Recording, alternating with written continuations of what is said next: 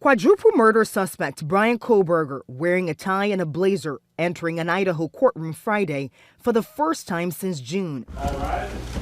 His defense lawyers requesting a pause on the case for more time to review additional evidence and demanding state prosecutors release all details about the investigation into DNA samples they say put Kohberger directly at the crime scene. They have provided full discovery for the sheet, the DNA found on the knife sheet, but not the other 3 unidentified male DNA samples, 2 from within the house, 1 from outside of it. But prosecutors insist they've already given the defense access to everything they have.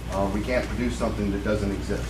Investigators say Kohberger's DNA from a cheek swab is a statistical match to a sample they found on a knife sheath underneath Madison Mogan, one of the 4 University of Idaho students they say he stabbed to death in an off-campus house back in November 2021.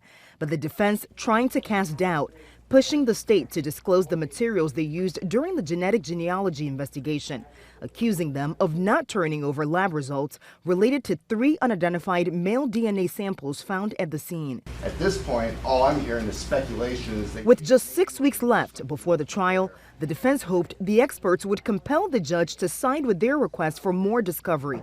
It's essential for the attorney to know, for a number of reasons, about the details of the testing and the investigation. Police allege they zeroed in on Kohberger using DNA, cell phone data, and a white Hyundai Elantra spotted near the crime scene, similar to Kohberger's vehicle.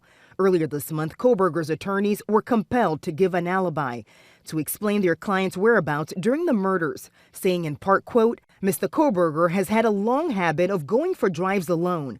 Often he would go for drives at night. But the prosecution is calling it a vague alibi, asking the defense whether they intend to provide more corroborating information. Meanwhile, Kaylee Gonzalez's father, eager to see justice. Today was the first time it felt like things were actually being hashed out and we were making progress towards a solution of truth.